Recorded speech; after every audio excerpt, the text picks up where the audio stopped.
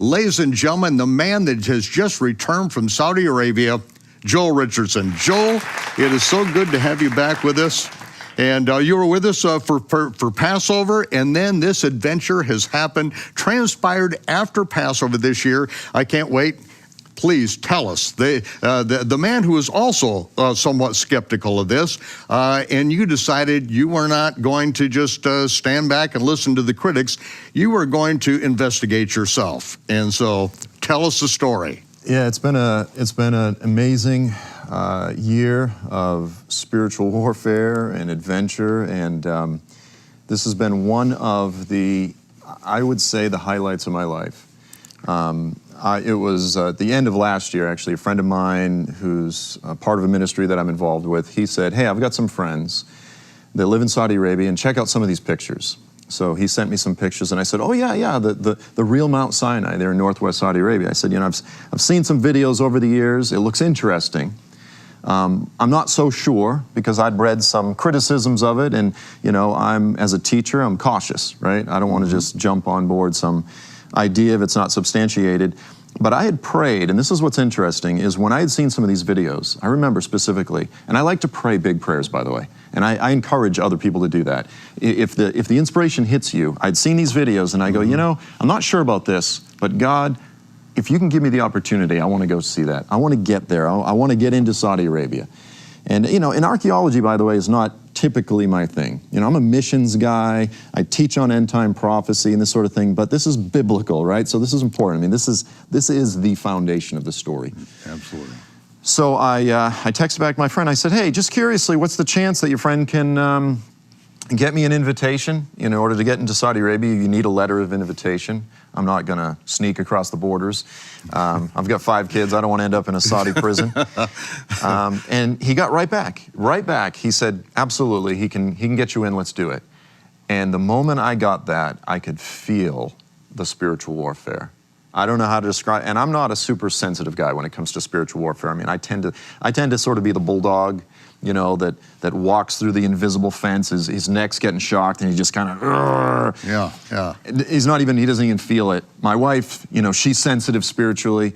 I mean, that moment, I could feel the heaviness and the resistance. And I won't get into all the details, all of the spiritual warfare that my friends who were going there with me, who live in the country, all the stuff that they went through, all of the stuff that I went through. But I would say, when I see that level of spiritual warfare, I know that it's real. Okay, it doesn't take a tremendous amount of discernment to recognize that this is the real deal. So I was blessed. I mean, now there was death, there were accidents that happened. You know, people were injured. Just to keep this thing from happening, this was what was surrounding you at this time. Yeah, it was high level. I mean, it was level 10 spiritual warfare. We'll put it that way. Mm-hmm. Again, it's some personal stuff with the people's families, so we won't get into it. But it was level 10 spiritual warfare, and so we kept having delays, again, as things, you know, and we kept praying and pushing through, but I knew that this was the moment. I knew this was the moment in history. And, you know, I want to be clear, you know, Ron Wyatt, the Caldwells, you know, there are a lot of folks who went before, and they've invested a lot of years in this, but not just going. They've been praying, and we're talking 30 years now. Right. And they've been laboring in the Spirit, saying, Lord, we know this is the real deal. We know this is the real Mount Sinai here in Saudi Arabia. Could you, one, preserve it so that other believers down the road can go there and see and experience the awe that we've experienced? And also, can you somehow do a miracle, geopolitical miracle, so that the doors of Saudi Arabia can be opened? You know, those two things. It has to be preserved and it has to be opened. And I believe that we are finally at that moment in history when that's about to happen. I believe that in the next several years, we are going to see Saudi Arabia, and specifically Mount Sinai, the real Mount Sinai, is going to become one of the hottest spiritual tourist destinations in the world, and it's going to be one of the biggest archaeological news stories in the world, because this is, again, this is the foundation. These are the big miracles of the Bible. I mean, Jesus did amazing miracles, but this is split the ocean in half level stuff. I mean, we're talking God's presence manifest in fire on the mountain, and I think in God's sovereignty, He's preserved it. He's hidden this thing. He's distracted everybody with this false tradition, this false idea of Mount Sinai over in the Sinai Peninsula. And then all the naysayers out there who want to say that the Bible isn't true. You know, we go right to the Israeli Department of Antiquities. Josias refused to look at the evidence that you've seen, that you're going to be presenting now, because he said no one will ever find Mount Sinai because it's a literary invention. It's just all made up story. That's the official position of the Israeli Department of Antiquities. So when you have the so-called archaeologists of Israel who are saying that kind of thing, this is the kind of opposition that we've been running into for all these years, decades, literally, where Caldwell's have been bringing, literally thousands of artifacts and all the evidence out to the world. And it's all being poo-pooed by those who have never done what you've done, actually have risked your life to get in there, and also risking the lives of the other people who are there with you. Right. Yeah, and this is the thing, and look, and I understand, I want to be sympathetic. If you invest hundreds of thousands of dollars to get your PhD, and you invest half of your life to become an expert, and then just Joel Richardson or, Ron Wyatt or the Caldwell, somebody just working in the country goes there and gets all these pictures and discovers probably the most significant biblical site in history, I understand there's going to be jealousy. Right. And my experience, if your denomination doesn't find it, then it has no relevance, because, all truth is invested in our denomination, whatever that particular denomination is. But, you've got oil field engineers. They are not professionals in this particular area, and they're bringing all this evidence to light in the world. Right. And so, just for clarity, again, I'm a skeptic, I'm cautious, but I don't come out and endorse something unless I have worked through the material. And I can say with absolute confidence that the biblical evidence, that the geographical evidence, that the historical traditional evidence, and on top of it, and this is just the cream on top of it all, is the archaeological evidence. All of these things absolutely validate that Jabal al-Lawz, this is the mountain there in Saudi Arabia, just outside of the town of Al-Bad, that is indeed the real Mount Sinai. And they try to put up sort of this scholarly, I'll call it a diversionary smokescreen. They try to make it all about Ron Wyatt, all about the Caldwells. They go, well, these guys aren't legitimate archaeologists, and they try to poke holes in their personal life and attack them personally and make it, they use terms, and I'm not picking on him because, again, I do respect scholars. I respect scholarship. James K. Hoffmeyer is one of the world's leading authorities on the archaeology. He's an Egyptologist. He's a leading authority on this whole subject. And he refers to folks like Wyatt and the Caldwells as, he calls this idea that Mount Sinai is in Saudi Arabia, he calls it the fanciful theories of these dilettantes. In other words, it's just sort of this is scholarly bullying. This is derogatory mocking.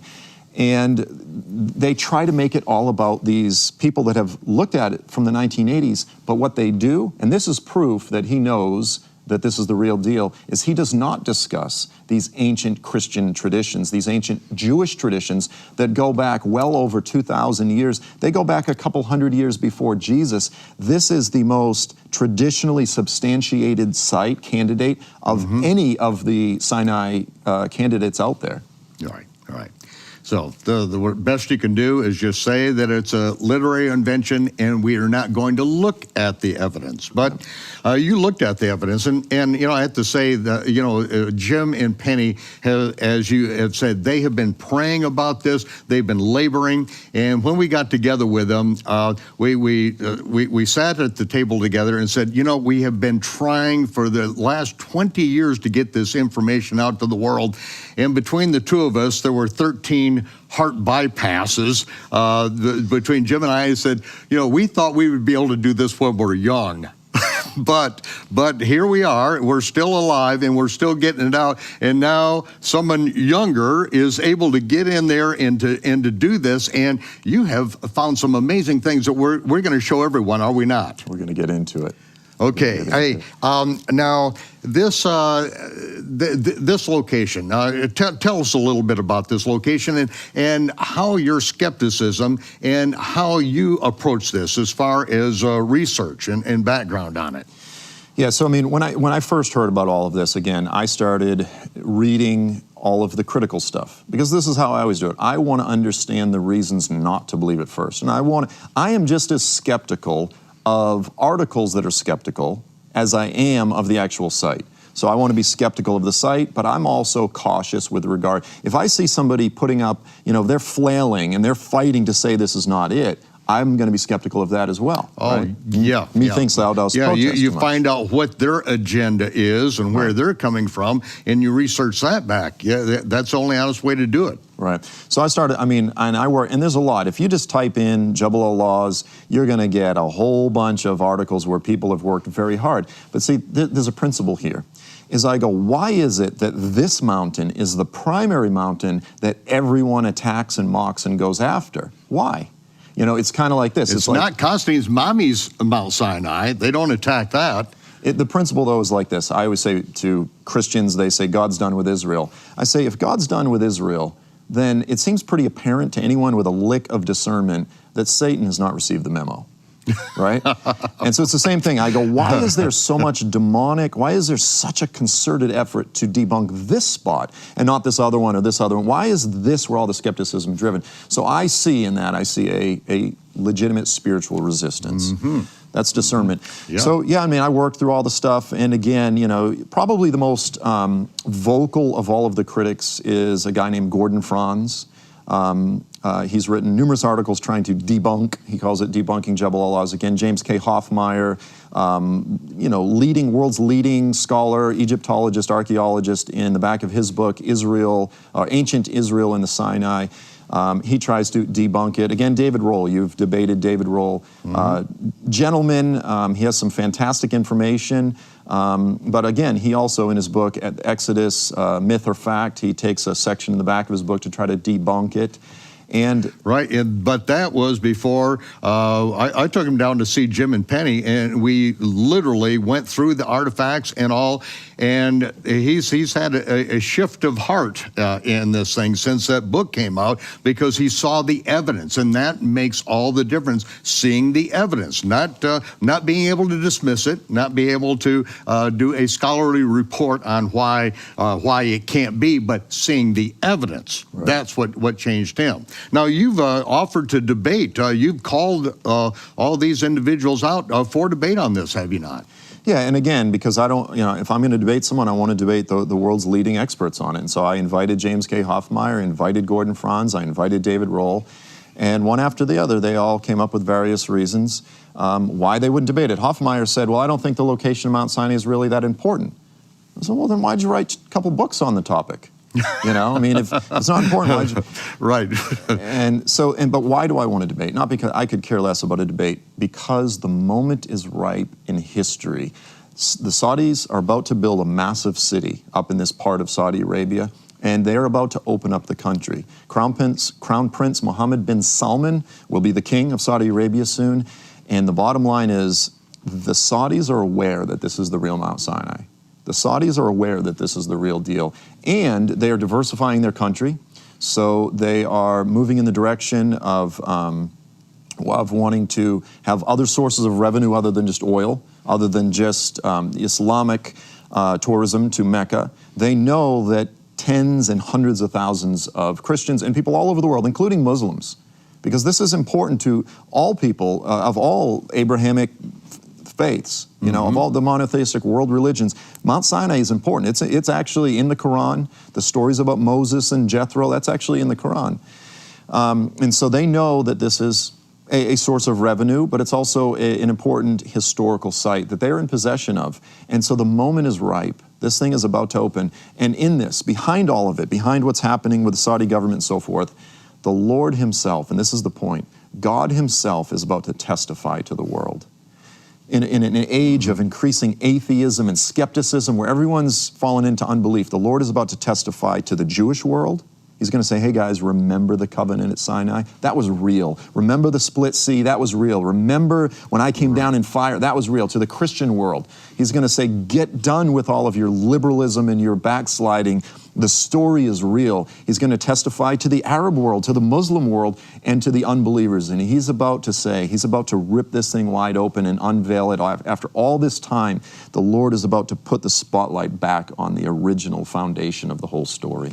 Well, I can't wait to have this whole story told. And as it says in Revelation 1:5, there's a reference that takes us all the way back to Mount Sinai. And that, without Mount Sinai, that reference in Revelation, the culmination of the first four Gospels, Matthew, Mark, Luke, and John, they have no ground, they have no background whatsoever without that being a reality. And once it is a reality, and once that comes out, then the four Gospels are going to make sense. And then the very thing that Yeshua has made us priests and kings will finally be understood. It'll be understood by the Christian world if we can get back to the foundation, which is what happened at Mount Sinai. And so, ladies and gentlemen, we're going to have Joel take us to Mount Sinai and show the very reality of these things.